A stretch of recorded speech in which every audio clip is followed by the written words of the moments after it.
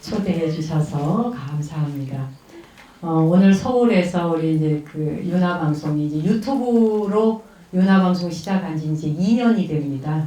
그 전에 이제 인터넷 방송하다가 유튜브 시대 와서 유튜브 방송하는데 거의 보고들 계시죠? 네. 보고만 있고 아직 구독 안 하신 분은 구독하시고 구독해도 일전도 안 됩니다. 네, 돈 한 푼 안 드는 구독이니까 네, 구독 꼭 하셔서 좋은 방송을 격려해주는 차원을 해주시면 좋겠고 관룡사 오는 시간이 이렇게 저도 즐겁습니다. 벌써 지나고 보니까 1년이 지났더라고요. 네. 작년에 제가 또 이맘때 초대받아 왔죠.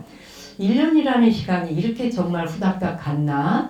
그리고 우리 여름 태풍 지나갔네 어쩌네 이게 정신없이 지나가고 난 다음에 가을이 왔고 그리고 그냥 이렇게 10월이 덜렁 와버렸잖아요. 어떠세요? 여러분은 정신을 좀 이렇게 차리고 살아지시나요? 어때요? 응? 정신 차리려고 애써요? 네? 사는 정신이 어렵습니다. 맑은 정신이 어려워요? 네, 정신 맑기가 어렵고 정신을 차리기도 참 어렵고 정신없이 1년이 가죠? 네. 정신없이 1년 가고 10년 가고 어느 결에 나이 들고 이러죠? 네. 네. 그래서 이게 보통 일이 아닌데 오늘 제가 여러분하고 정신 차리는 법을 한번 얘기를 해보고 싶어요. 예. 정신을 차리는 법 그리고 마음을 챙긴다 그러거든요.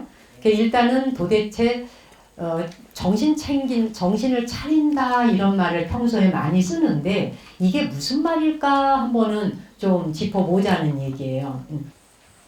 우선은 차린다라고 하는 말을 한번 생각해 봅시다. 자, 여러분 차린다 그럴 때 무슨 말이 먼저 생각나요? 차린다를 어느 때 쓰시나요? 평소에? 밥상 차려. 그 다음 또? 잔치상 차린다. 제사상 차린다. 그지? 차례상 차린다. 예의 차린다. 체면 차린다. 우리가 차린다는 말을 많이 씁니다. 평소에. 그렇죠? 그러면 이럴 때에 쓰고 있는 이 차린다는 말이 무슨 말이고 한데 이 밥상을 차리는 일에 등장하고 제사상 차리는 데 등장하고 예절 차리는 데 등장하고 체면 차리는 데 등장할까 한 번은 생각해 볼 필요가 있단 말이에요. 그래서 무엇인가를 차린다라고 할 때 특히 그 중에 정신 차린다 그러잖아요. 정신을 차린다고 할 때는 잃어버린 의식을 되찾을 때 정신 차린다예요. 잃어버린 의식을 되찾아올 때. 그 다음에 내가 뭔가 잘못과 실수를 했을 때 잘못과 실수를 했을 적에 그 원인을 뉘우치고 그리고는 정신을 다잡는 것도 정신 차린다 그래요. 아 이거 이래서 안 되겠다. 그렇죠? 정신 다잡는 거. 그리고 또 뭐가 있냐면 사리를 분별할 줄 아는 것도 정신 차린다 그래요. 사리 분별하는 게 뭐예요? 있을 자리에 갖다 놓는 것이 사리 분별이잖아요. 서야 되는지 앉아야 되는지 앞으로 가야 되는지 뒤로 가야 되는지 지금 이 순간 말을 해야 되는지 안 해야 되는지 이 모든 게 사리 판단이거든요. 사리 분별할 수 있는 것도 정신 차릴 때 할 수 있는 행동이라는 거예요. 굉장히 중요한 내용들이에요. 한 사람 한 사람이 정신을 차릴 때 개개인이 건강해지고 가정이 건강해지고 국가가 건강해지는 거예요. 정신 차린 사람이 없이 정신이 나가버린 사람이 많으면 개인이 무너지고 가정이 무너지고 국가가 무너지고 세계 인류가 무너지는 거예요. 이 차린다는 말 한마디와 전 인류가 행복한 삶을 살 수 있느냐 없느냐고 연결되어 있는 말이더라는 이야기예요. 석보상절이나 능엄경 언해에 보면 차리다라고 하는 말이 나와.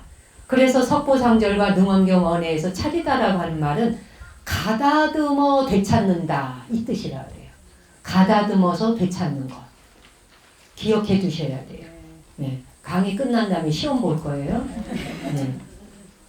시험을 볼 적에 그냥 질문하면 바로 대답할 수 있어야 돼요. 자, 가다듬어 되찾는 것. 그렇죠?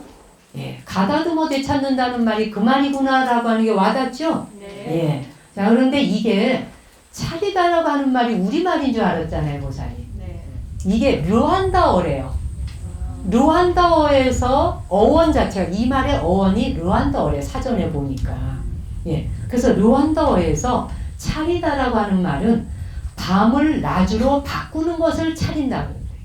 즉 어둠의 혼돈을 광명의 질서로 만드는 것이 차리다는 뜻이에요. 멋있지 않아요? 네.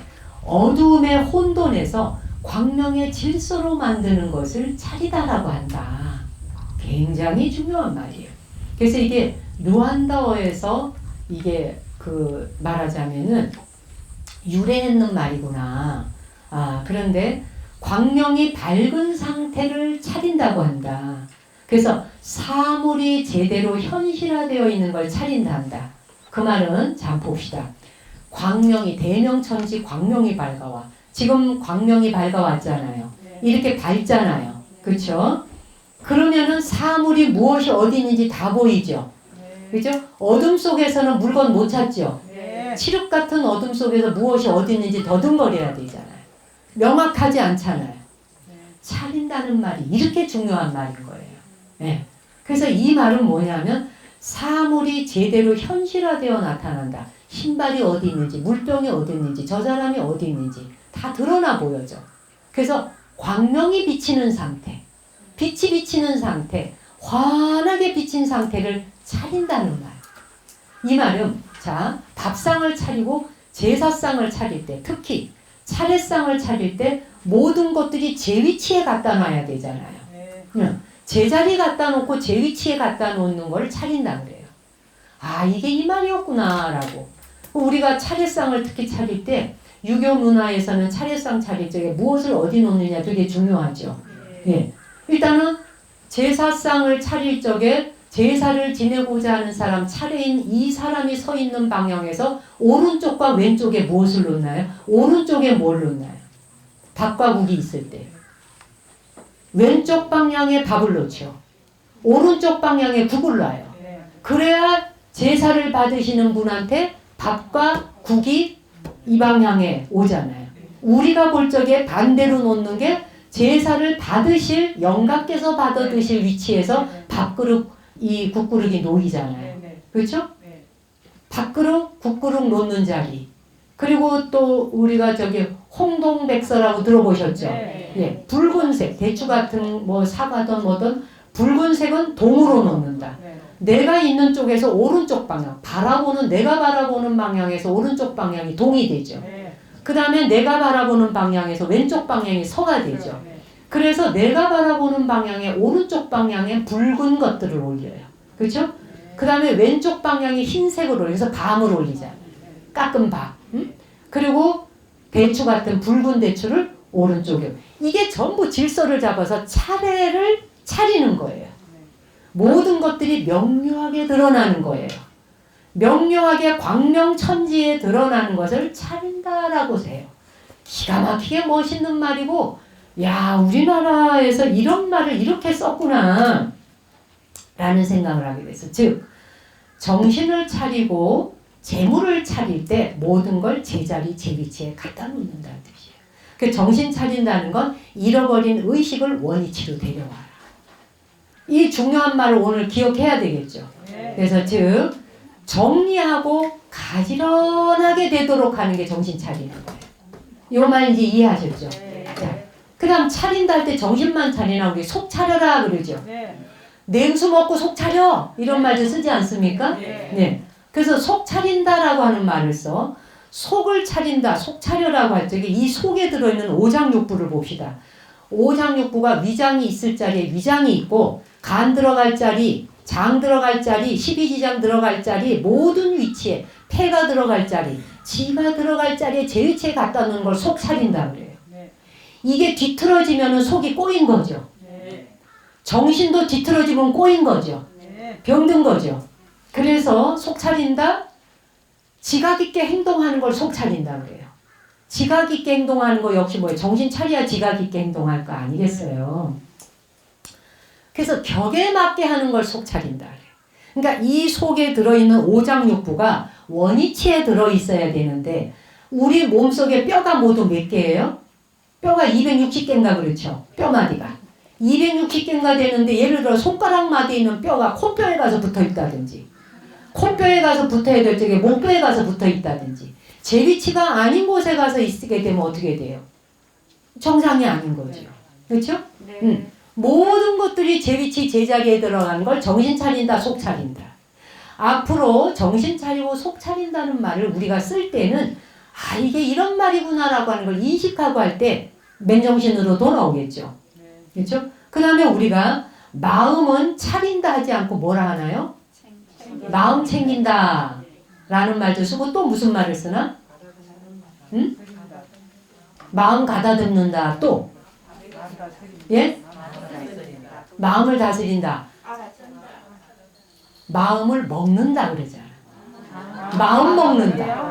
그렇죠? 마음 먹는다 그러죠. 자, 그래서 일단은 우리가 마음 챙긴다는 말을 많이 쓰는데 필요한 물건을 제대로 챙겨가야지만이 빠짐없이 챙겨야 필요한 것에서 누수가 안 생기죠. 그래서 뭔가를 챙긴다는 건 빠뜨리지 않고 잘 거두는 것을 챙긴다 그래요. 빠뜨리지 않고 잘 거두는 거. 근데 조금 전에 제가 뭐라 그랬어요? 마음을? 먹는다는 말을 썼어요. 먹는다. 굉장히 마음은 음식 먹는 것처럼 먹는 거하고 관계가 있구나. 요걸 알아야죠. 자, 마음 먹기에 달렸어. 네가 마음을 어떻게 먹느냐에 따라서 이게 풀리는지 꼬이는지 달렸어. 이런 말 쓰지요. 자, 그렇다면 마음은 음식을 먹는 것처럼 마음도 먹는 것에 달렸어요. 음식을 우리가 과하게 먹고 지나치게 먹으면 어떻게 되나요? 탈나죠. 마음도 욕심을 지나치게 먹으면 어떻게 되나요? 탈나죠. 그것처럼 그래서 마음을 먹는다고 표현했던 거예요. 마음 먹기에 따라 마음을 알맞게 잘 먹어야 되는데 너무 영양가가 없이 잘 안 먹어도 병이 나고 너무 지나치게 먹어도 병이 나죠. 그렇죠? 네. 그래서 이것이 마음 먹는 것이 굉장히 중요해요. 음식이라고 하는 것을 먹어서 건강을 챙기지만 마음을 어떻게 먹느냐에 따라서 정신 건강이 뒤따르는 거예요. 마음 어떻게 먹느냐. 건강을 위해서 좋은 음식을 알맞게 먹어야 하듯이 마음을 위해서 가장 좋은 음식을 먹어야 돼. 자, 그렇다면 불자에게 있어서 마음에 가장 좋은 음식이 뭘까요? 불자들에게. 마음을 먹어야 되잖아요. 뭘 잡수실래? 어떻게 먹어야 될까? 불자들에게 있어서 마음을 잘 먹는다는 거는 참선하는 사람은 참선하는 것도 마음 먹는 거죠. 그렇죠? 기도하는 사람은 절기도를 하든지 경을 읽으며 독송기도를 하든지 그렇죠? 모든 기도를 참선, 수행 이게 전부 다 마음 먹는 거에 들어가요. 불자가 마음을 잘 먹는다는 것은 내가 수행하고 기도하는 것이 다 마음 먹는 거예요.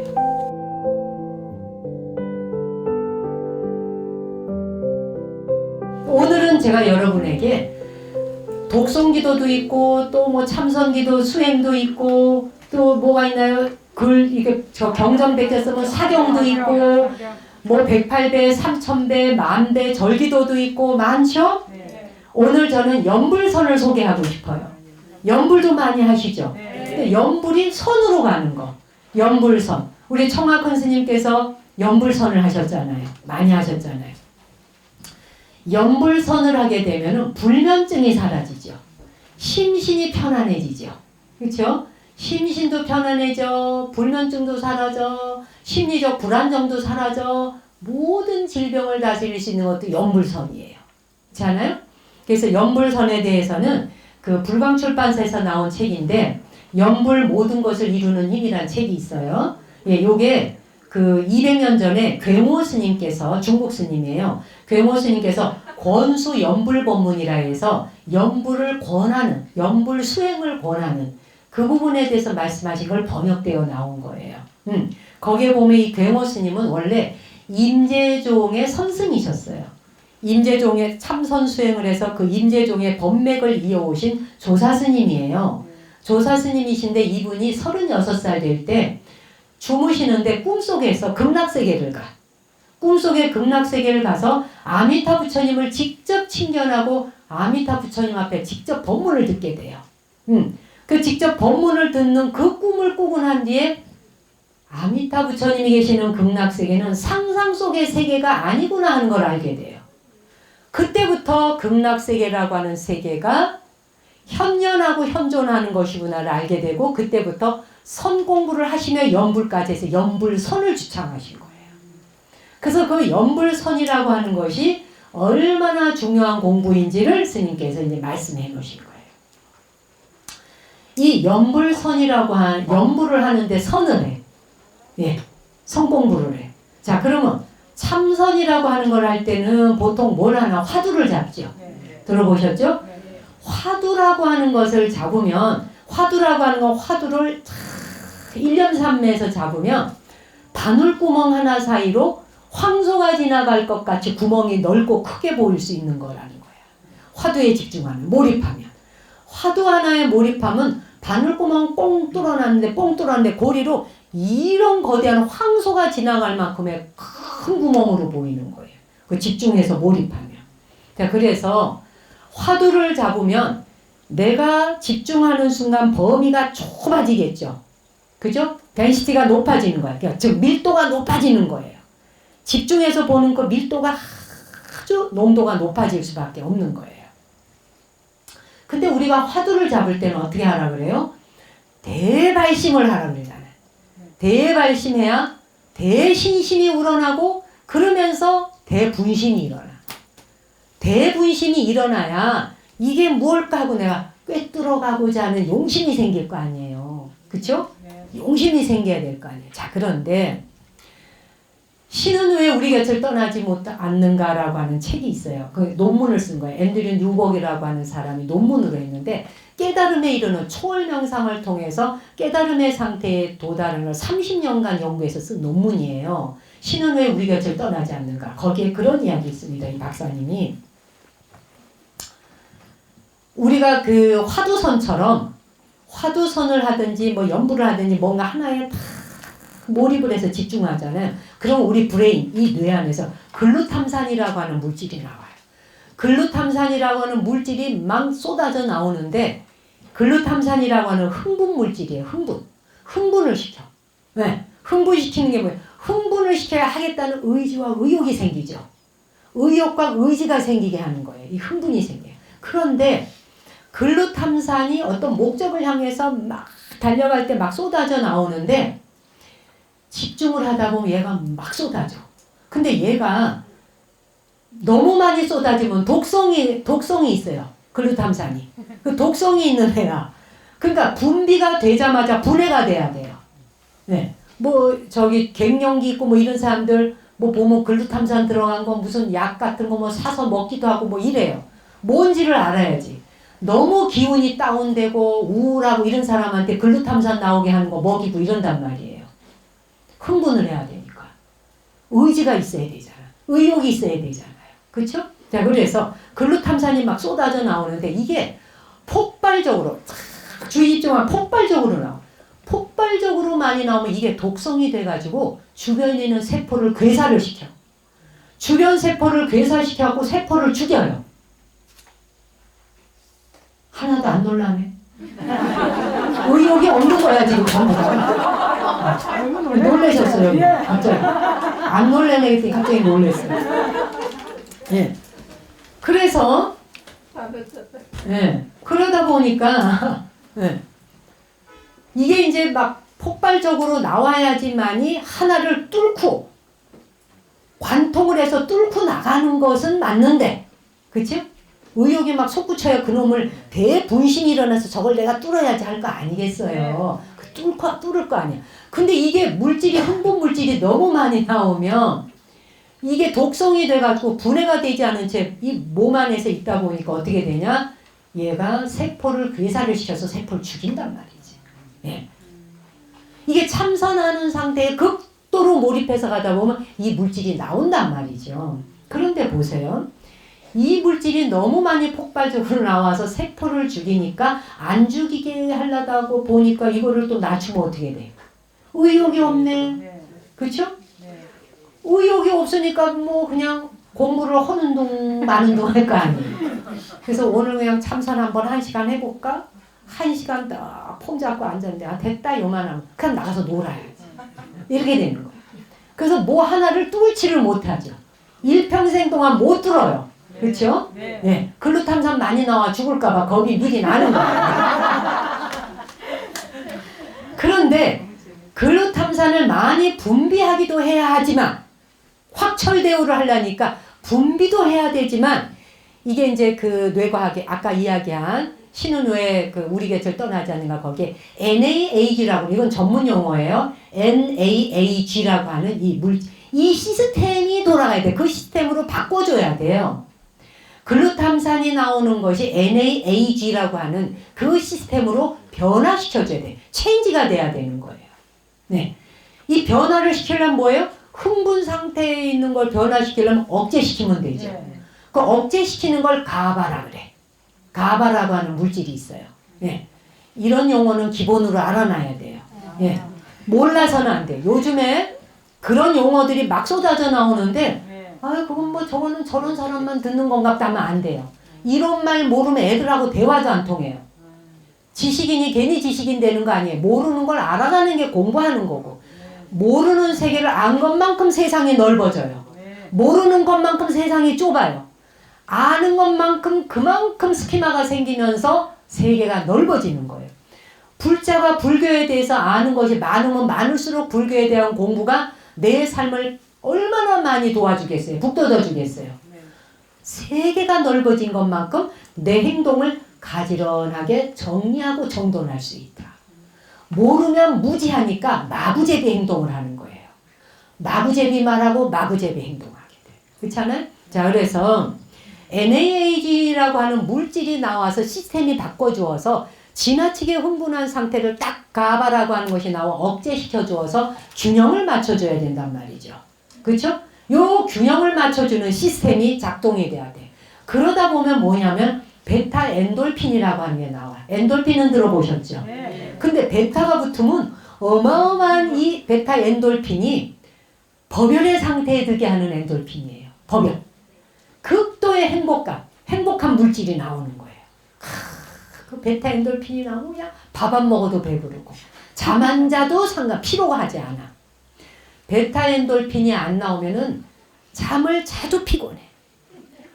먹어도 밥맛이 없어. 기분이 나지를 않아. 의욕이 없어. 그날이 그날 같고 관룡사를 왔는데 그 부처님 같고 저 국화를 보니 국화가 피었는지 말았는지 지 혼자 피었나 보다. 신심이 하나도 안 나. 신심이. 그쵸? 네. 내 안에서 정상적인 물질이 작동을 안 해주니까 재미가 없어. 재미가 하나도. 이게 신심이 발동을 하면 환희심이라고 하는 것은 뭐냐? 먼 것을 가깝게 하는 게 환희심이에요. 나로부터 멀리 있었을 게 가깝게 확 카메라가 당겨. 주민 주마을. 그죠? 주민이 확 당겨오는 거야. 멀리 있던 것이. 나하고 무관한 건 줄 알았던 것이 신심이 나는 순간 내 코앞에 턱 당도하는 거야. 부처님이 저 멀리 계신 줄 알았는데 환희심이 발동하면 부처님이 내 눈앞에 턱 오시는 거야. 발동을 하는 거야. 환희심이 뭐라고요? 먼 것이 가까이 다가오는 거. 기가 막히긴 말이에요, 이게. 잊어버리지 말고. 이것도 끝나고 나간 다음에 너 환희심 뭔지 알아? 가까운 게 멀어지는 거야. 너 나로부터 멀어져. 이렇게 써먹지는 않겠죠? 네. 자, 그래서 어쨌거나 이 시스템이 자동으로 돌아가줘야 되는 거야. 그래서 이제 화두선을 잡고 탁 화두를 잡으면 거기 이제 비유가 이렇게 나와. 바늘구멍 하나를 뚫고 쳐다보듯이 오매이려, 동정이려, 그냥 막 몽중이려, 이려 속에서 그 화두만 딱 잡아. 요거는 나무 한 그루를 바라보는 것과 같죠. 그 집중해서 보니까. 그런데 NAAG라고 하는 시스템이 돌아가면 전체 숲을 보는 거예요. 그래서 뭐냐? 긴장 이완, 긴장 이완. 이 시스템이 돌아가 주어야 법열이 일어날 거예요. 법열의 기쁨이라.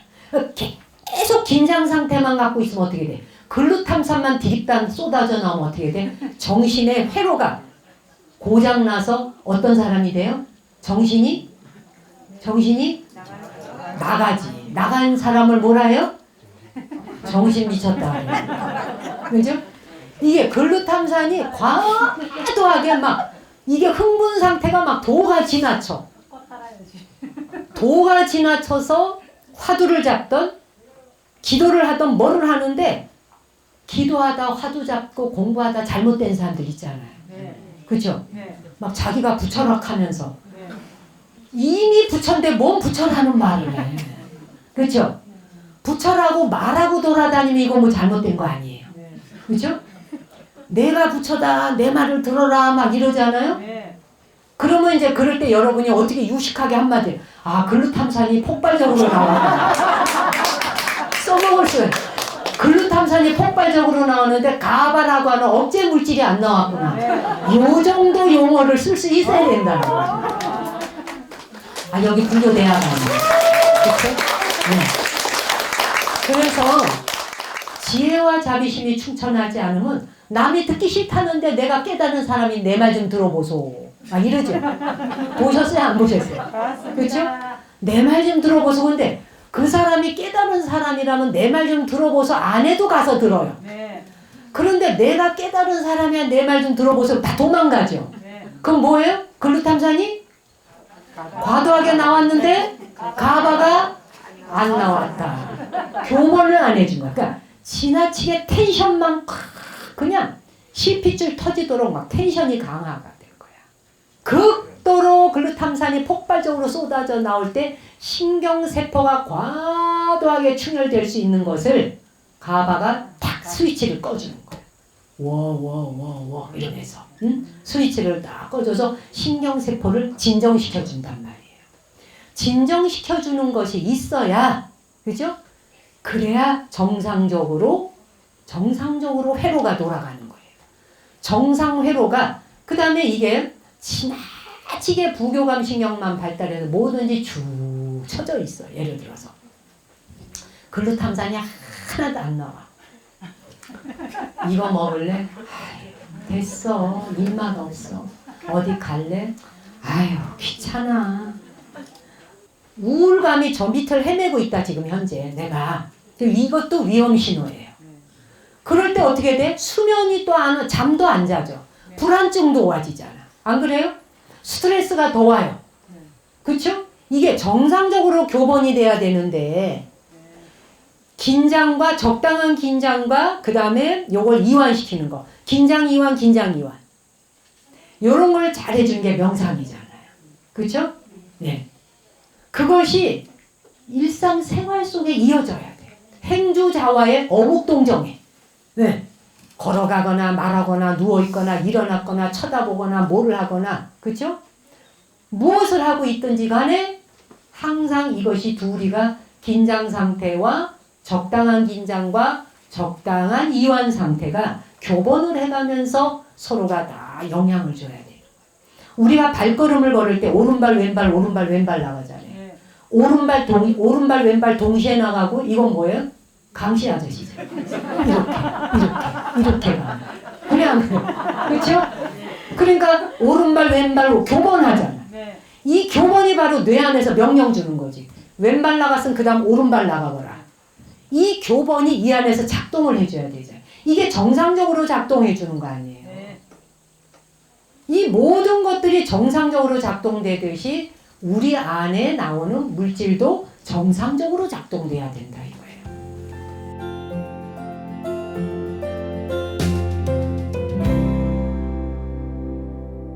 자, 그래서 오늘 제가 연불선에 대한 이야기를 하겠다 그랬어요. 이 연불선이라고 하는 것을 하다 보면은 연불선을 여러분이 일상생활 속에 행하다 보면 이 두 개가 서로 알맞은 교본을 해요. 예. 그래서 아주 정상적으로 이게 교본을 하면서 정신을 차리고 살 수 있어지는 거예요. 정신 차리는 도구로 연불선을 행해 보시라는 거예요. 그래서 이제 뭐냐면 저는 여러분에게 오늘 이야기를 하려고 오다 보니까 바로 이 연불선이 가바 역할을 해준다. 진정제 역할. 그렇죠? 그 다음에 억제하는 역할. 항상 필요 이상 흥분하고 텐션을 가지고 팡팡 튀기는 거 있잖아요. 사람 중에서도 명랑하고 쾌활한 게 좋은데 명랑과 쾌활이 도가 넘치면 어떻게 돼? 부담되죠. 네. 안녕하세요. 막 오셨어요. 이리 오세요. 막 이러면서 이게 막 그 목소리 톤이 텐션 막 올라가고 그게 다운이 되지 않은 채 그 목소리 톤이 계속 올라가고 어서 오세요. 이거 드실래요? 뭐 드릴까요? 막 이러면은 기분 좋아요? 되게 부담되죠? 부담스러우면 그 사람 곁을 떠나려 그러죠? 그게 왜 그래? 교본이 안 돼서 그래. 교본이 되는 사람은 어서 오세요 했다가 여기 앉으실래요? 이거 드실래요? 그죠? 톤이 올라갔다 다운하고 요게 서로 적당한 상황에 따라서 맞춰줘야 되죠. 근데 웃는 사람 혹시 그런 사람인가? 자기가 그런 사람일 수 있지. 안녕하세요. 막. 근데 이게 좋기는 좋은데 그 상태가 떨어지질 않고 낮밤 없이 반복되면 굉장히 피곤하죠. 여성들이 집에서 남편한테 여보 먹어가지고 와 이리 와봐 이거 먹어 왜 그래 어째 너 왜 막 목소리 톤이 다운이 안 된 채 가바 물질이 안 나와. 그래갖고 부교감 신경한테 역할을 주지 않고 계속 위험 신호를 보내듯이 목청을 돋아. 그러면 남편이 밖에 나가고 싶어. 그냥 애꿎은 술 마시러 나가는 거야 그냥. 그쵸? 그래 놓고는 왜 그러는지를 몰라. 전화를 해 또 해가지고서 당신 왜 나가는데? 뭐하러 나가는데? 왜 쓸데없이 술을 마셔? 말을 막. 그쵸? 그럴 수 있죠. 생활 속에. 근데 또 남자가 그러는 경우도 있어. 반대로. 여자는 완전 다운돼서 점잖은데 남자가 뒤따라 다니면서 조잘 막 이러면서 막 이러면은 너무 피곤해하죠. 그런 경우 많잖아요. 자, 그런데 이 연불선을 주창하시는 이 괴모 스님께서 여기서 말하는 연불이라는 건 딴 거 아니야. 딱 6글자야. 나무 아미 타불 딱 6글자 하나 또는 옴마니반명 혹은 뭐 나무관세음보살 여러분이 하시는 연불 있잖아요. 근데 여기 괴모 스님 말씀하신 연불선에 대한 이야기는 나무 아미 타불 6글자 이것을 일구월심 하라는 거예요. 그래서 명호 부처님의 명호 나무 아미 타불 이 명호 하나하나가 마음에서 일어나 글자 하나하나가 새겨져야 돼. 나, 무, 아, 미, 타, 불 하나하나의 글자가 내 마음에 새겨지고 그 다음에 그거를 입을 통하여 발설하여 나가. 나무, 아, 미, 타, 불 할 때 입출되어 나가는 순간 그 말 소리가 울려서 그 파장이 내 귀에 들려. 아시겠죠? 네. 명호 하나하나가 새겨지고 마음에 새겨지고 내 입을 통하여 염출되어 나간 염염해서 나가는 염출되어 나가는 그 말이 염하는 말이 내 귓전을 때려서 명료하고 분명하고 확실해진다. 그렇게 돼야 돼 연불이. 예를 나무아미 탑을 나무아미 네 오늘 밥 먹고 왔나? 나무아미 탑을 네 거 앉아라. 나무아미 탑을 야 핸드폰 네 거 여기 있다. 나무아미 탑을 이거는 제대로 염출되는 게 아니라 어떻게 돼? 노는 입에 연불하는 거 아니에요. 노는 김에 연불하는 게 아니에요. 그렇죠? 네. 잘해서 생각이 부처님 이외에는 아무것도 생각하는 게 없는 거야. 만사 모든 것이 내가 나무 아미탑을 연불을 꼭 입 밖으로 하라는 게 아니지. 이 앞에서 어떤 사람이 뭐 연불을 하든 뭐라든 하고 있는데 내가 무엇을 쳐다보고 있던 무엇을 듣고 있건 듣는다 말한다 안이비 설신의 색성량 미촉법 육군 육경이 그 어떤 경계가 와도 나무아미타불이라는 부처의 명호를 잊지 않는다. 염염이 상속한다. 이어져 간다. 염염이 상속되어 가는 걸 연불선이라 그래요. 그냥 이제 연불 좀 해볼까? 그래서 한 10분 했어. 근데 볼이 있다 여기서 카톡이 막 와. 빨리 나오라고. 원래는 1시간 하려고 했는데 10분 만에 끝내고 얼른 나가. 그러면 다 잊어버려. 다 놔버려 그때는. 노는 거에 정신이 팔려. 이거는 정신 차린 게 아니다. 그래서 연불선은 부처님 위에 다른 마음이 없다. 다른 마음이 없도록 하는 것을 말해. 그래서 일심불란이라고 그래요. 일심이 불란. 하나도 틀어짐이 없는 거예요. 그 정도의 도의 경지에 이를 때까지 그 연불을 해가는 거예요. 그게 내 몸에 와서 달라붙을 때까지. 응? 그렇게 되면 어떻게 돼? 일심불란이 되면 모든 망념이 사라져요. 망념이 일시에 사라지면 의업이 청정해져. 의업이 뭐야? 의식이 있으면서 일으키는 모든 분탕질 지기는 거. 그렇죠? 분업이 일어나고 있는 모든 의업으로 인해서 하나하나 번뇌망진 생각하는 것들이 일시에 다 그냥 평정심을 찾으면서 맑고 청정해진다. 주객연지선사께서 그런 말씀하셨어요. 물을 맑히는 여의주 구슬이 있는데 물을 맑히는 정화하는 구슬이 있어요. 그 물 맑히는 그 구슬을 탁한 물에 툭 던졌어. 탁한 물에 던지면 물이 바로 맑아져요. 왜? 물 맑히는 구슬이니까. 그래서 그걸 탁한 물에 툭 던졌더니 물이 맑아졌단 말이지. 그와 같이 부처님 명호를 어지러운 마음속에 툭 던지는 순간 부처님 명호를 어지러운 마음 번뇌망진이 일어나는 그 분탕질을 지기는 곳에 부처님 명호를 여의주와 같이 툭 던지는 순간 어지러운 마음이 일시에 사라지면서 그대로 부처가 현현하는 것이다. 요거를 나무아미탑을 연불선 염념이 생각이 상속한다. 염념이 분리심이다. 생각이 분리되지 않는다. 염념분리심. 응? 마음으로부터 생각이 분리되어지지 않는 거예요. 부처 명호를 부르는 게. 그죠? 사바세계는 불도를 이루기가 어려워. 뭐 유혹이 많아요. 그죠? 네. 도업을 이루고자 하는데 재미있는 게 너무 많아 이 세계가. 네. 괴로운 것도 많지만 재미있는 것도 많아서 유혹에 뒤따라가야 되더니 가을이 됐으니까 어떻게 돼? 가을 놀이를 또 지금 연휴 기간이잖아. 어디든지 놀러 가야 되지. 유혹이 뒤따르다 보니까 불도 이루기가 참 쉽지 않은 게 또 사바세계야. 그쵸? 그런데 극락세계는 뭐예요? 일생고초로 속기 깨달음을 증득하게 돼. 이게 이제 연불선을 통해서 극락정토의 나기를 항상 발언하라는 거거든. 극락정토의 세계가 펼쳐지기를 발언하라는 거거든.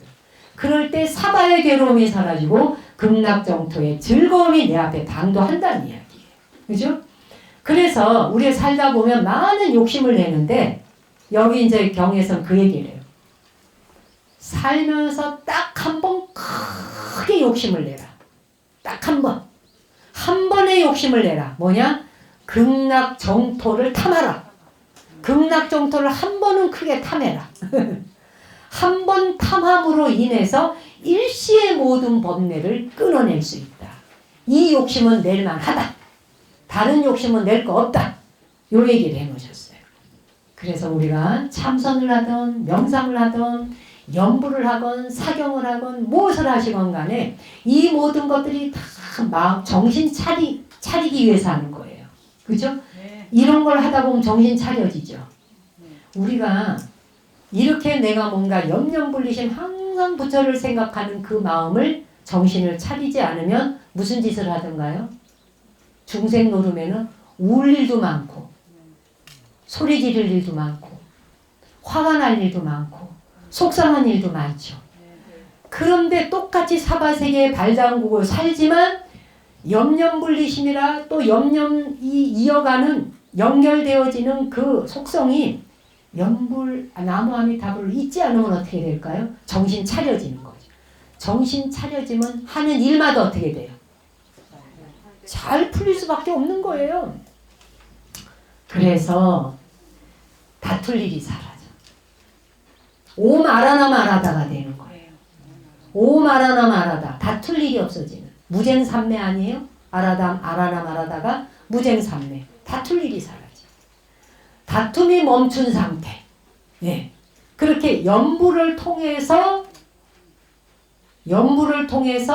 내가 부처의 세계에 있게 되면 다툼도 사라지지만 중요한 건 뭐냐? 염불은 통증을 사라지게 해요. 괴로움이 사라지니까. 괴로움이 통증이잖아요. 괴로움이 사라지니까 통증을 멈추게 해요. 아까 제가 브레인에서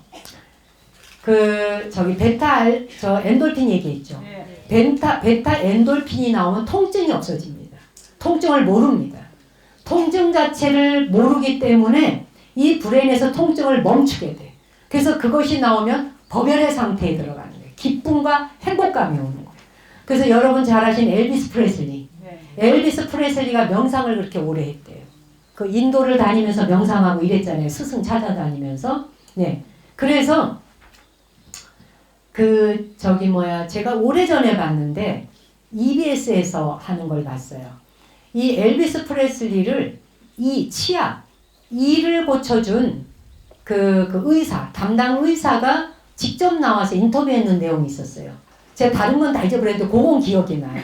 그 담당 의사가 뭐라고 말하냐면 엘비스 프레슬리가 이빨을 뽑고 이를 뭘 하겠다고 왔대. 엘비스 프레슬리가 있던 시절에 임플란트는 없었잖아요. 이를 뽑던지 뭐 하여간 뭐 해야 되는 거지. 그래서 이를 뽑아야 되는 상태가 왔는데 마취를 하지 말라 그러더래요. 마취하지 말고 잠깐만 기다려달라 그러더래요. 그러더니 딱 그 치과 의자에 앉아갖고 잠시 이렇게 되니 한 5분쯤 지나니까 눈을 뜨더니 준비됐으니까 이제 그냥 마취 없이 하라 그러더래요. 이를 뽑으라 그러더래요. 이를 수술하라 그러더래요. 그 의사, 담당 의사가 한 말이에요, 이게 지금. 그러고선 자기가 이제 치과에 이제 그 이를 뽑으면서 이제 수술을 해야 될 거 아니에요. 뭘 찍고 뭐 하려니까. 그런데 마취를 안 한 상태에서 그냥 치료를 하는데 엘비스 프레슬리의 그때의 눈을 감고 있는 그때 그 상태, 이 사람은 거기에 있지 않는 것 같았다. 이곳에 있는 사람 같지 않았다라고 말을 해요. 이곳에 있는 사람 같지 않았다. 그는 무엇인가, 몸은 여기에 있는데 유체 이탈했겠죠. 몸은 이곳에 있는데 무엇인가 이 사람의 껍데기가 있는 거야 지금 몸에. 그래서 치료를 한 거예요. 하나도 통증을 느끼지 않다래. 베타 엔돌핀이 나온 거지. 버피 선열인 거죠. 그 상태에서 수술한 거예요. 지금 그 한마음 선언의 대행큰 스님이라고 그 스님께서 예전에 살아계실 때 수술을 하신 적이 있는데 제자들의 말을 들어보면 이 마취 안 하고 수술하셨거든. 몇 시간 동안. 의사들이 놀란 거 아니에요. 이게 바로 뭐냐면 베타 엔돌핀이 나온 상태일 때예요. 네. 그래서 이게 글루탐산과 가바라고 하는 물질이 교본을 하면서 아주 정상적으로 작동할 때 베타 엔돌핀이 나오면은 통증을 잊어버리는 거예요. 아픈 걸 느끼지 않아요. 이 육체에 있는 통증이라는 신호기관을 딱 그냥 스위치를 꺼버리는 거죠. 그래서 염불이라고 하는 것을 산매 속에 하다 보면 여러분은 아픈 거 모릅니다. 누가 와서 부르고 쳐도 모릅니다. 누가 몽둥이로 와서 몽둥이 찜질해도 모른다잖아. 그 왜 사리불 존자가 그러셨다 하잖아. 계속 사티 상태에서 그냥 계속 정신을 차리는 알아차림이잖아요. 알아차림 명상 들어보셨죠? 네. 알아차림 명상하면서 바루를 들고 탁발을 나가셨는데 그 탁발 나가셨을 적에 어떤 사람이 하도 사리불 존자가 참는 데는 아주 도통한 사람이다. 그렇게 잘 참는단다 이러니까 다른 바라문이 그래? 그렇게 잘 참어? 내가 한번 시험해볼까? 돌멩이를 들고 사리불 존자 가는 데다 뒤통수에다가 던져갖고 여기 맞아가지고 피가 나잖아요. 피가 툭 터져서 나는데도 불구하고 뭐라 그러냐. 그 사리불 존자 그 일대기에 나와요. 이게 뭐지? 터져서 피가 나왔는데 이게 뭐지? 딱 집중하고 있으니까 통증이 안 느껴지는 거. 피가 나는 걸 몰라. 통증이 없어. 네.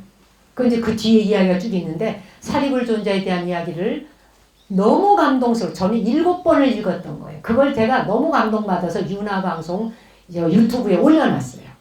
사리불 존자 이야기라서 1, 2, 3편 다 올려놨어요.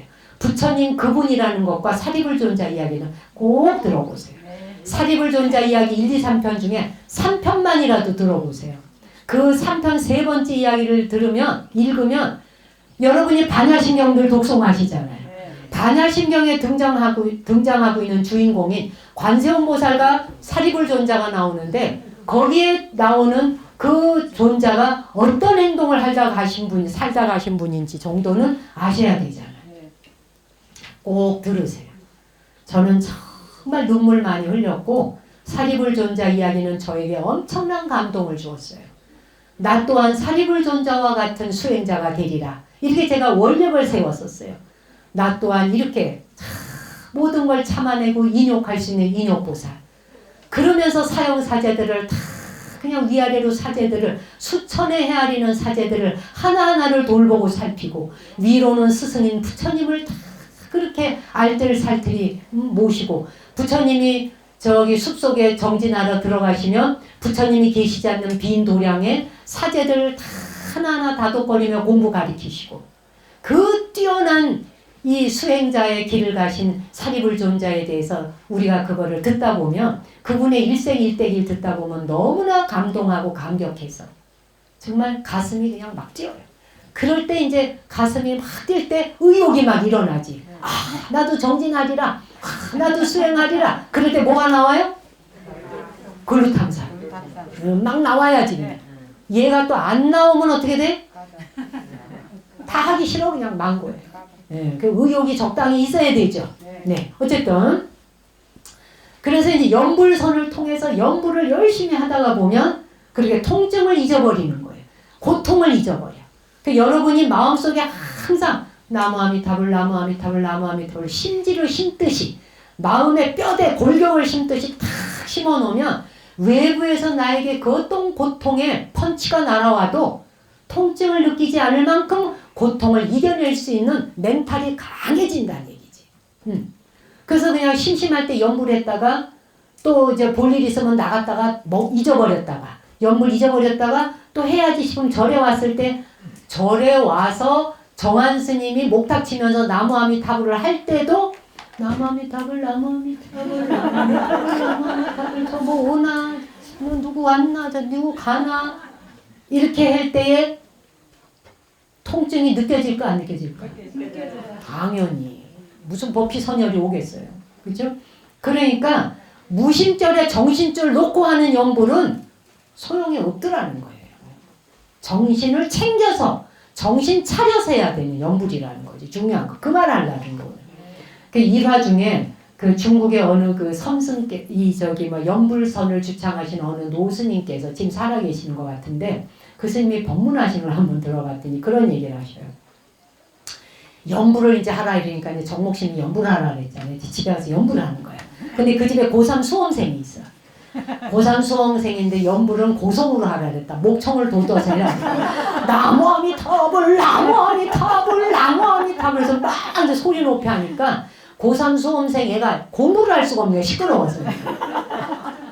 그런데 그냥 엄마가 막 나무아미타불 나무아미타불 말 불러대거든요. 그러니까 이제 아들이 나와가지고 엄마 어? 아무 말도 안 해 애가. 그러니까 이게 해놓고 또 나무아미타불 나무아미타불 막 했어요. 엄마 어? 얘가 또 아무 말도 안 해. 부르기만 해. 좀 이때 엄마 왜 부르는데 너 내가 기도하는 게 안 보여? 하면서 그냥 핏대가 확 올라. 너 내가 지금 정목심이 나무아미타불 하라 그랬단 말이야. 너 지금 내 연불하는 거 안 보여? 확 화를 내니까 아들이 뭐라 그러냐. 엄마 나는 엄마 아들이야. 그런데 아들인 내가 엄마를 6번 불렀는데도 이렇게 화가 나는데 나무아미타불을 그렇게 불러대면 아미타 부처님하고 피를 섞어서 살을 섞어서 어? 좀 봐감해 불러. 자리 좀 봐감해 불러. 어? 내가 나무아미타불이라 엄마한테 절대 안 올 것 같아. 이렇게 얘기를 했대. 네. 이제 우스갯말이기도 하지만 때와 장소를 가려가며 하고 마음 속으로 해도 연불이잖아요. 마음으로 지니고 해야 될 때가 있고 또 혼자서 소리내서 해야 될 때 있고 고성으로 해도 되는 때가 있고 중얼거려야 될 때도 있고 그렇죠? 지하철 타고 중얼거리면 어떻게 돼? 바로 119에 신고 들어가. 그렇죠 여러분? 그럴 때는 어떻게 해야 돼요? 속으로. 네.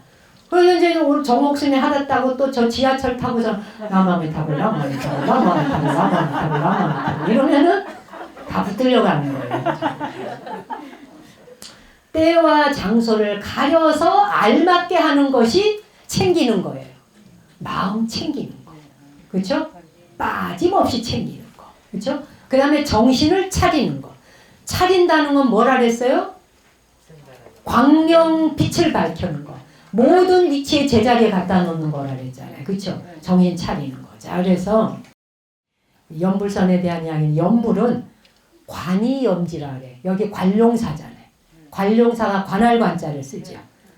관이염지라. 그 중에 일상생활 속에 무엇인가를 관한다라고 하는 거는 일상산매라 그래요. 관하는 건 일상산매. 그 다음에 일상생활 속에 염하는 것은 일행산매라 그래요. 이런 건 적어 놓으세요. 관하는 것은 일상산매요. 염하는 것은 일행산매라. 그래서 일상의 산매와 일행산매 요걸 이야기를 하는데 제일 이제 여기서 중요한 게 일행산매를 봅시다. 일행산매는 염념이 상속한다는 거야. 끊어지지 않는 거예요. 한순간도 생각하는 염불 생각하는 부처 이름 명호 생각하는 걸 기억을 까먹지 않는 거예요. 기억을 잊어버리지 않는 거예요. 계속 생각하는 거예요. 그래서 일상산매가 이루어지면 일행산매가 되고 일행산매, 일상산매가 합쳐져서 정해쌍수라 그래. 아시겠어요? 일상에서 산매, 일행에서 산매. 일상적 생활과 행위를 하는 행동에서 이것이 산매 상태에 있을 때 이걸 정해쌍수라 그래. 이것이 이루어지는 걸 연불선이라 그래. 이것이 일상생활 속에 이루어져야 돼요. 자, 그런데 중요한 키포인트. 연불선을 주창하는 것에 포인트가 하나 있어요. 뭐냐? 연불선은 부처를 이루기 위해서 하는 게 아니에요. 부처 되려고 하는 게 아니에요. 아시겠어요? 부처 이루려고 하거나 성불하려고 하는 게 아니에요. 연불선은 이미 내가 부처라는 걸 전제로 하는 게 연불선이에요. 이거 굉장히 차이 있어요. 아시겠죠? 내가 이미 부처예요. 부처로서 연불하는 거예요. 부처로서 만중생의 업보를 대신 소멸하기 위해서도 연불하는 거예요. 내가 부처로서. 부처 되기 위해서 하는 연불과 부처로서 하는 연불은 같지 않죠? 그렇잖아요? 그 다음에 깨닫기 위해서 하지 않아요. 이미 깨달은 존재에서 하는 거예요. 이게 연불선이에요. 아시겠죠? 이미 깨달은 상태. 깨달은 상태에서 깨달음을 확인하는 거예요. 아시겠어요? 그렇게 하다 보면 우주와 내가 하나의 생명체임을 조금 더 의심함이 없어요. 생각해 보세요. 부처의 상태에서 연불을 하는데 그대와 내가 다른 존재라고 생각되겠어요? 저 개미와 내가 다르다 하겠어요? 저 서 있는 석등과 내가 다르다 하겠어요? 저 나무와 내가 다르다 하겠어요? 저 산과 내가 다르다 하겠어요? 그런데 우리에게는 왜 이것이 다르게 올까? 우리가 사는 세계를 3차원에 산다고 말하잖아요. 3차원에 있다가 보니까 뭐예요? 높낮이가 있고 네가 있고 내가 있고 좋은 게 있고 싫은 게 있고 사랑하는 게 있고 미운 게 있고 둘로 갈라지게 되죠. 이 3차원에서는 뭐든지 분리가 되어 있는 거예요. 그래서 자동차가 달려가다가 좌우에서 막 달려온다. 시간과 공간이 3차원에서 있다 보니까 3차원은 시간이 있고 공간이 있어. Time and Space라고 그러잖아요. 그죠? 시간과 공간이 있다 보니까 막 예를 들어 차가 달려간다 합시다. 달려가다가 쾅 부딪혀서 사고가 나죠. 공간이 있고 시간이 분리되어 있다 생각하기 때문에. 그런데 4차원에서는 시간과 공간이 따로 없죠. 4차원은 Time and Space를 하지 않고 Time, Space, Time이라 그러죠. N이 빠져요. Space, Time. 시공간이라 그래. 시간과 공간이 아니라 시공간. 반야신경, 시공간. 시간과 공간이 아니에요. 시간과 공간은 차원이 3차원일 때 시간과 공간이 있어. 그래서 내가 시간과 공간이 있다면 서울에서 창녕으로 온 거. 2시가 있고 3시가 있고 시간과 공간이 있게 돼. 그렇죠? 이렇게 있을 땐 뭐예요? 충돌이 있을 수 있고 분리가 되어지고 네가 있고 내가 있고 서울에 있는 사람이 있고 창녕에 있는 사람이 있고 안에 있는 사람이 있고 밖에 있는 사람이 있고 공간의 차이. 저 바깥의 공간에 있는 사람, 안의 공간에 있는 사람. 그렇죠? 3차원에서는 이렇게 분리가 돼서 둘로 나뉘어져 있어. 이래서 네가 있고 내가 있어. 전부 싸워. 다퉈. 너를 내세우고 나를 내세우니까 내가 옳아야 돼. 너는 틀렸어. 여기에서 전쟁이 일어나고 투쟁이 오고 분쟁이 오고. 그렇죠? 그런데 4차원에서는 뭐예요? 시공간이 하나예요. 시간 공간이 분리돼 있잖아. 근데 우리가 사는 이 3차원이라고 하는 곳은 4차원에서 드리운 그림자 속에 살아. 이게 4차원이 드리운 그림자예요. 4차원에서 비추어 보면 그림자 속에 살아. 2차원은 3차원이 드리운 그림자에 살고 3차원은 4차원이 드리운 그림자에서 살아. 그래서 우리가 사는 이 세계를 환이라고 말하는 거예요. 실제 존재하지 않는 것이다. 실제 있지 않는데 우리는 실제 있다고 착각하고 사는 거예요. 이게 환의 세계라는 거예요. 그림자가 드리운 세계라. 그림자이고 영웅황포령이라. 그림자이고 무지개이고 환이라. 실제 있는 세계가 아닌 거예요. 시간과 공간으로 분리되어 있다 보니까 뭐가 있는 것처럼 보여지는 거예요. 이게. 여러분이 알건 모르건 관계없이 이런 이야기인 거예요. 그렇죠? 그래서 4차원에서 드리운 그림자가 비춘 그림자 세계에 살고 있는 거예요. 그대와 나도 다 환이요 그림자라는 거예요. 우리 다 그림자. 그러니 불교에서 불이 사상을 이야기하고 아제 바라 승아제 모지 사바하 전덕 건너 가자라고 하는 열반 세계를 논할 때 우리가 사는 이 세계를 논하고 있는 게 아니라는 거예요. 이 세계는 그림자요 환이요 무지개요 이슬과 같은 것이다 라는 이야기인 거예요. 이 이야기 들어오니까 지금 심각해지지. 내가 지금 여기 있거든. 자기가 여기 있는데 환이다로 그림자라 그러니까. 네. 4차원에서 드리운 그림자에 살고 있다라고 하는 걸 염불하듯이 생각하세요.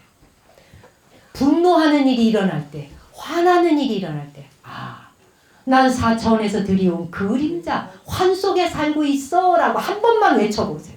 한번 해볼까요 지금? 4차원에서 드리운 그림자, 환영 속에 살고 있어. 이거를 염불하듯이 한 번만 하면 에이 그까짓 거 하면서 화 안 나지. 그죠?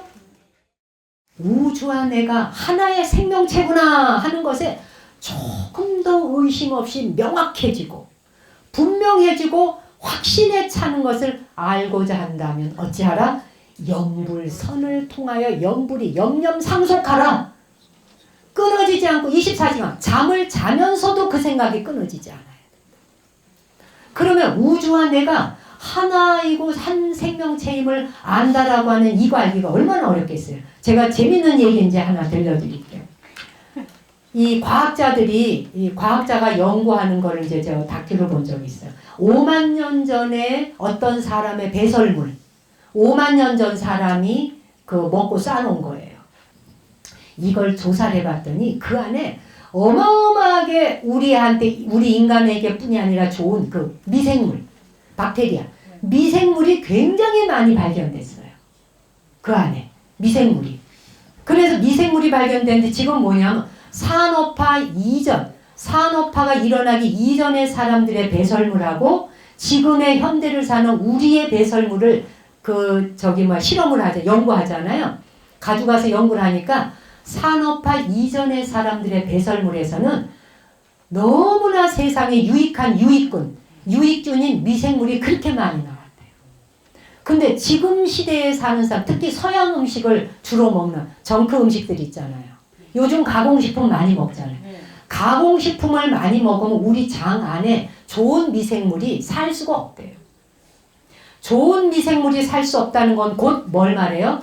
건강에 위해하다는 것이지. 건강에 적신호가 온다는 말이에요.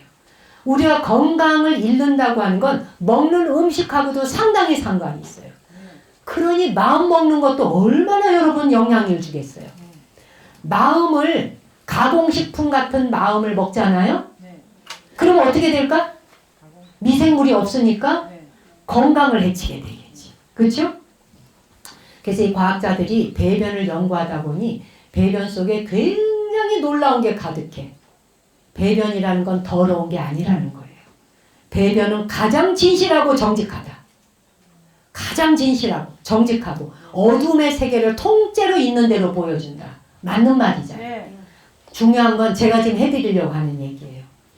이 배설물들을 이제 그 펌프, 하수 펌프장에서 떠가지고 이제 물을 떠가지고 가서 이제 연구를 했지. 그랬더니 그 안에서 항우울제, 항생제, 진통제, 엑스터시 같은 마약 이런 성분이 거기서 그냥 막 쏟아져 나온 거예요. 인간이 먹은 모든 게 그 배설물에 다 흘러나온 거예요. 전부 다. 놀랍잖아요. 내가 무엇을 먹느냐에 따라 음식을 뭘 먹었느냐에 따라 미생물을 수많은 미생물의 종을 살릴 수 있고 내가 마음을 무엇을 먹느냐에 따라 인류 전체의 사람들이 다 자비와 지혜의 길로 갈 수도 있고 그렇지 않습니까? 네. 마음 먹는다는 말을 끝까지 따라오시라는 얘기예요 지금. 음식 먹어서 배설까지 온 이유가 마음 먹는 것이 어떤 것인지를 끝까지 한번 가보자는 거예요. 이렇게 정직하고 진실한 이게 더러운 것이 아니라 그 안에 네가 뭘 먹었는지가 다 나와 이 말이에요. 예.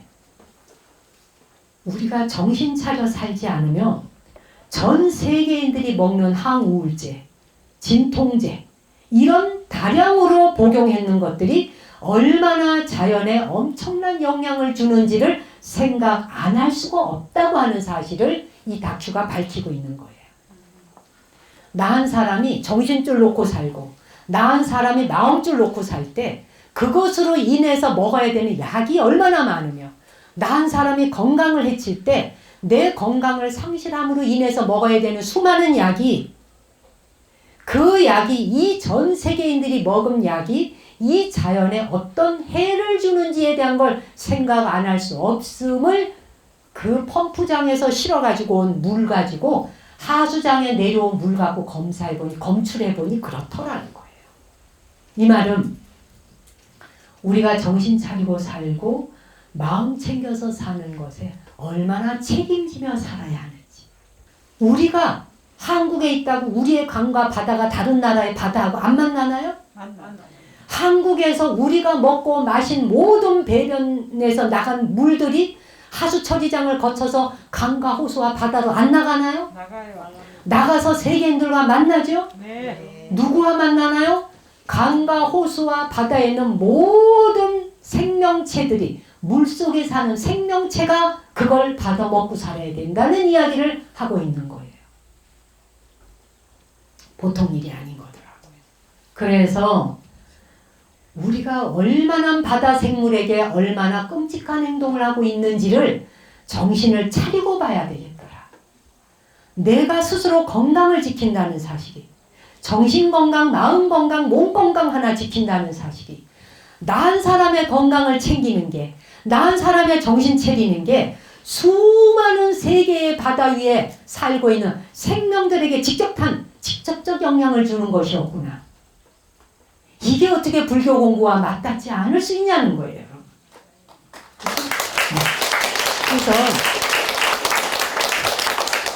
이 우리가 살고 있는 이 세계, 전 세계의 호수하고 강과 바다가 인간들이 먹고 마신 뒤에 배설되는 항우울제, 항히스타민제, 항생제, 진통제 이런 것들이 물속에 어마어마하게 뿌려져서 물속에 약국과 병원이 차려졌다는 거예요.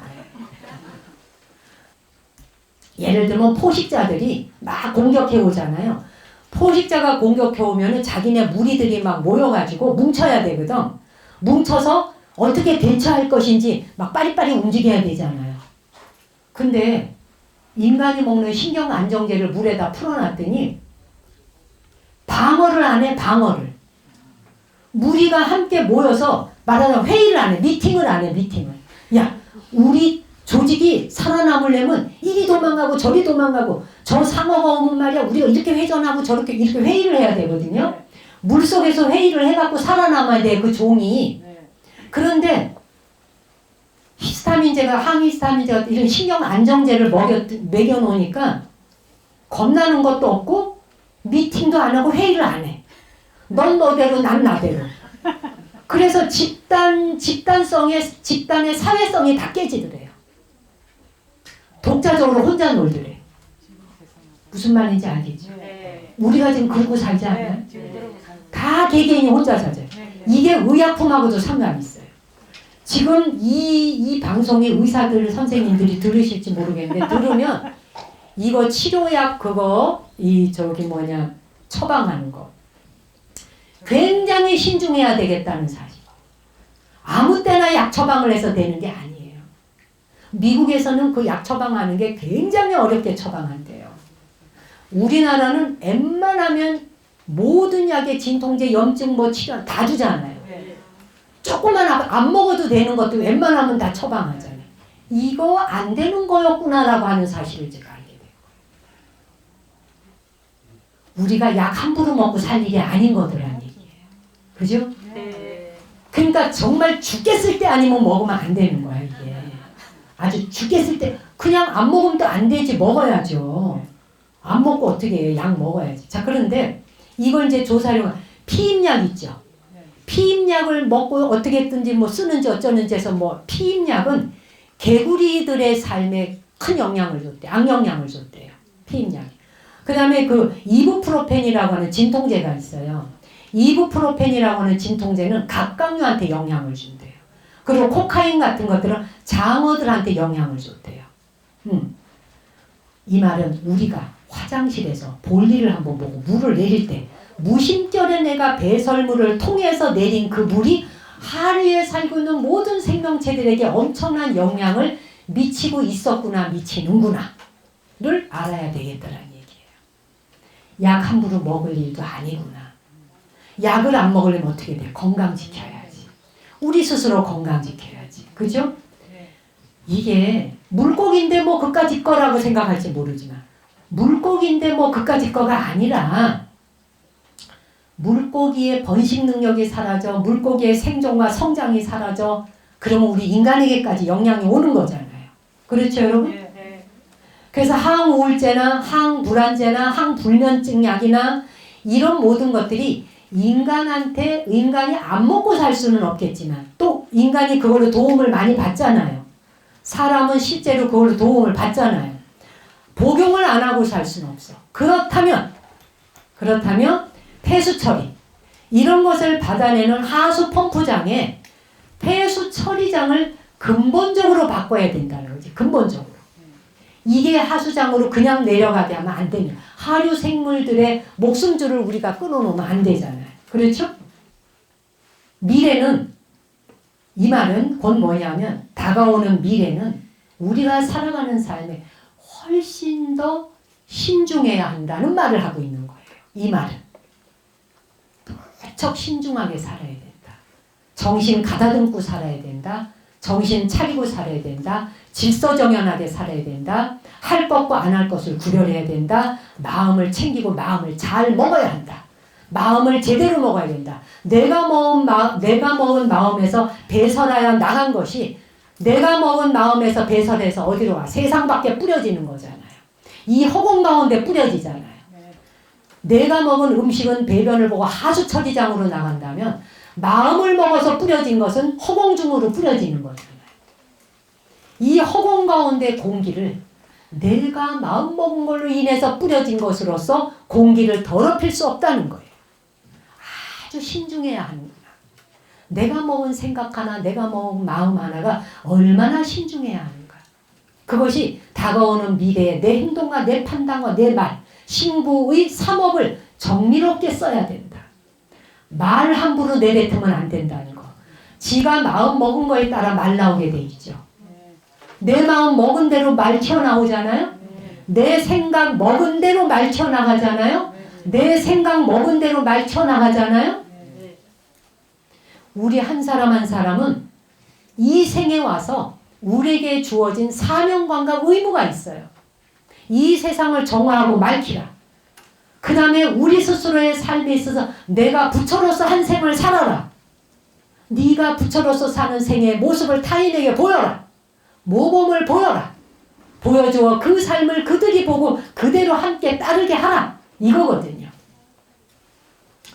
내가 가지는 내가 먹고 마신 것이 배변 하나 배설물로 나간 게 전 생명들에게 영향을 주는 것일진데 어떻게 내가 무심히 먹고 무심히 행동하고 무심히 함부로 생각하고 행동할 수 있겠느냐.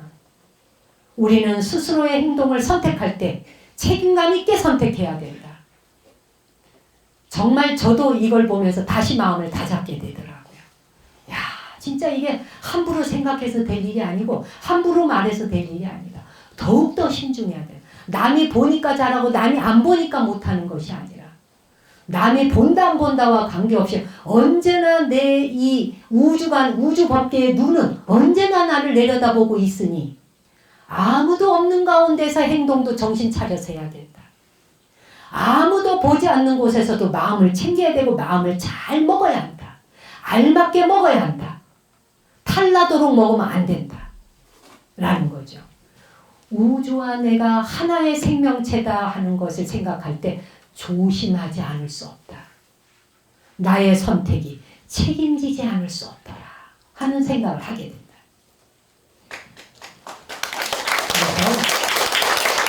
그래서 오늘 정신을 잘 차려서 판단하고 마음을 잘 챙겨서 마음을 잘 먹고 그래서 내가 정신 차린 것과 내가 마음 먹은 것이 이 우주간에 함께 공생공사하고 있는 공존하고 있는 모든 생명체들의 삶을 영위하는데 내가 거기 영향을 주는 자다 하는 이 소식을 잊지 말자. 우리는 이 소식을 깨닫고 알아야 되는 거예요. 그래서 아무렇게나 살 수 없어요. 아무렇게나 살아서도 안 되는 거예요. 그래서 오늘의 결론 마무리하겠습니다. 정신 차려 살자. 마음 잘 먹고 살자. 같이 구호 외치고 마치겠습니다. 정신 차려 살자. 정신 차려 살자. 마음 잘 먹자. 마음 잘 먹자. 마음 잘 챙기자. 마음 잘 챙기자. 건강 잘 챙기시고 정신 잘 차리시다. 고맙습니다.